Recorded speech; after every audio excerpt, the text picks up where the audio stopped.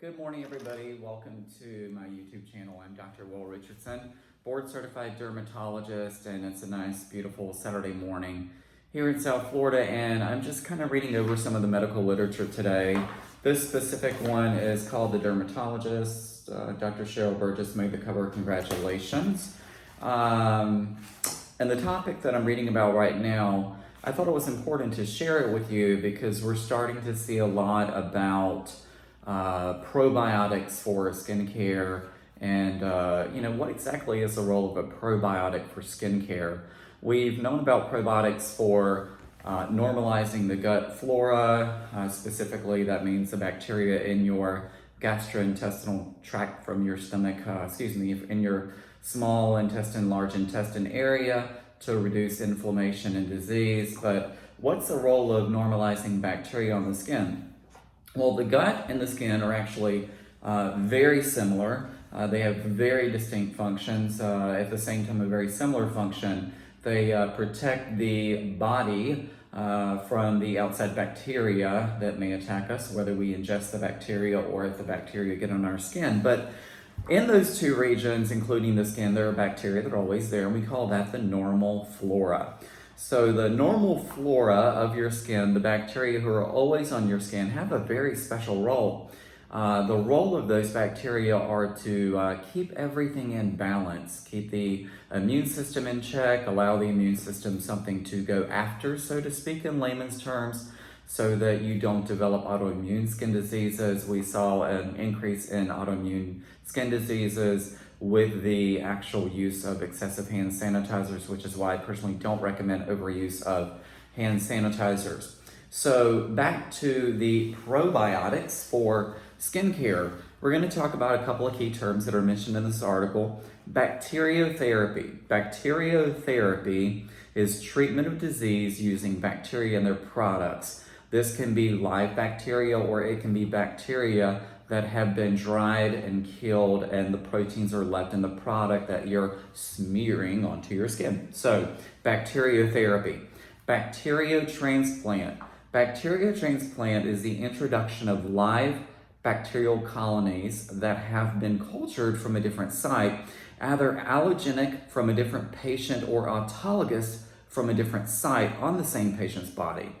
Bacterial transplants are meant to colonize the area and continue reproducing them. So microbiome. Microbiome is the bacteria population of a certain area of your skin. It's different for your face, it's different for your armpit, it's different for your groin, it's different from your chest, it's different on your legs. So microbiome, the bacteria population of a certain area. And then we have this term dysbiosis. Dysbiosis is an imbalance of the type of organisms present in that microbiome or the microflora. So dysbiosis, it's an imbalance in the bacteria that are present on the skin or present in the gut, but I'm a dermatologist, so I'm going to talk to you about how it relates to skin. So dysbiosis. Probiotics. Probiotics are live microorganisms that are introduced into the body, whether it's through the GI system or on top of the skin for different effects. Lysate, Lysate. Lysate, you're going to see this actually on a lot of your packaging. A solution formed by breaking cell membranes or breaking down bacteria and releasing the intracellular contents and also including possibly some of the intracellular inside the cell, extracellular on top of the cell. One day I'm going to have really cool diagrams for you to see, but I'm not there yet. So lysate, a solution formed by breaking cell membranes and releasing the contents of that cell or bacteria. So let's look. A specific conversation in this particular article relates to atopic dermatitis or eczema and how the microbiome plays a key role in keeping eczema under control. So we're going to look at it from kind of a global perspective, a little bit atopic dermatitis, and then I'll generalize from time to time. So as it relates to atopic dermatitis, to start the conversation, my patients with eczema who are watching this particular video, you probably already know that bacteria on your skin get out of balance. Dysbiosis happens because we treat you using topical corticosteroids, which reduces your immune response in the area of application and some sites away from application, and that causes overgrowth of Staphylococcus aureus.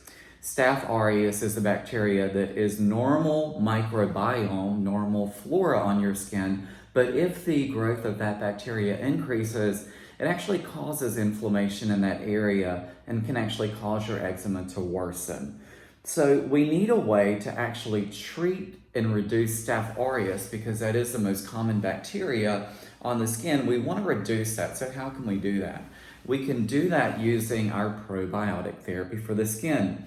So a number of different probiotics are available for the GI system, and they're starting to become available. Walk through any of a variety of markets and pharmacies, you'll see actually quite a bit of different probiotics for the skin now coming out. And again, bacteria therapy, we're going to start seeing more of bacteria therapy coming out. However, the key thing to keep in mind when you're looking for the probiotic, remember I mentioned the term lysate. It doesn't have to be a living probiotic like a lot of our probiotics are that we take by mouth. You can actually use the lysate, which is the broken down bacteria on the skin, to normalize the microbiome and reduce that Staph aureus. Another really fun way to reduce Staph aureus, and something that is near and dear to my heart as a cell biologist, is to use bacteriophages. Now, this is what I think is really cool, and this is where I think the future of our probiotic skincare is going to actually be, is using bacteriophages. Specifically, a bacteriophage is a specific virus that will only infect a bacterial cell. So that's pretty cool. We can put a virus on the skin and it won't harm our cells, our epidermal keratinocyte. It'll actually only harm the bacteria. So in doing so, it can reduce specific bacteria like Staph aureus. And remember, I said in some cases specifically as it relates to atopic dermatitis, Staph aureus is increased. But also the really cool thing is it's not bacterial specific. What about other diseases of the skin like acne vulgaris that we know is related to Propionibacterium acnes? What about psoriasis, where we know that elevation of Staph aureus can cause plaques of psoriasis to arise? There is a bacteriophage or a virus that specifically infects bacteria, just to reiterate that, called Staph effect. That's a tough one. Staph effect. Staphefekt. If you want to do Dr. Google yourself and you don't believe me. Staph effect is a bacteriophage specifically in this case that does kill Staph aureus and not other bacteria. An application of this specific virus, Staph effect, for 12 weeks has been shown to decrease the need for topical corticosteroids in patients with atopic dermatitis. Now, I think that's really, really cool because now we have a viral therapy that we can actually treat patients with atopic dermatitis and reduce the need for corticosteroids. So the future of the probiotic is to actually be able to apply bacterial proteins, so bacteria that have been killed and the proteins that are inside or on top of the bacteria onto the skin in a cream, and actually normalize the skin microbiome, reducing inflammation.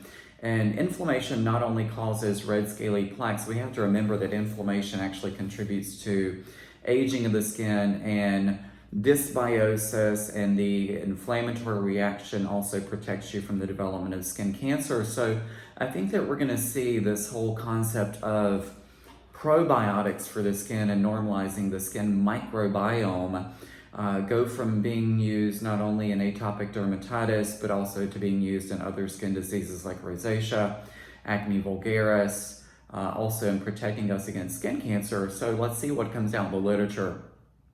So that's everything I've got for now on probiotics. I'm sure there's going to be more out in the literature coming up, and I will be reviewing the literature for you as your trusted advisor on your skincare. Everybody, I appreciate your time today. Your time is the most valuable thing you have to give, and this is a little bit longer video, but hopefully the topic's been of use to you. Don't forget to like, don't forget to share and subscribe to this YouTube channel. I'll be doing a lot of future videos on skincare as both you and I age together. I'll make sure we have healthy skin, I'll make sure we have vibrant skin, and I'll make sure that we all stay looking our best as we age.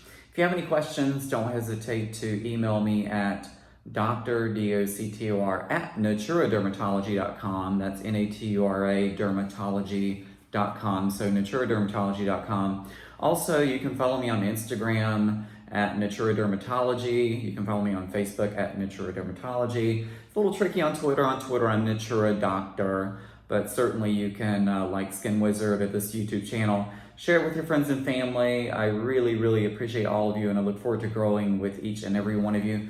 Have a great Saturday, and here's what I've been glancing out the window at. I want to show you this incredible view to the right of this beautiful Michael Chevall painting, and I'm going to rotate the camera outside, and this is a view of sunny South Florida. So that's it for today, everybody. Thank you for joining me. I appreciate each and every one of you. Have a great day. And it's not stopping, so here we go manually.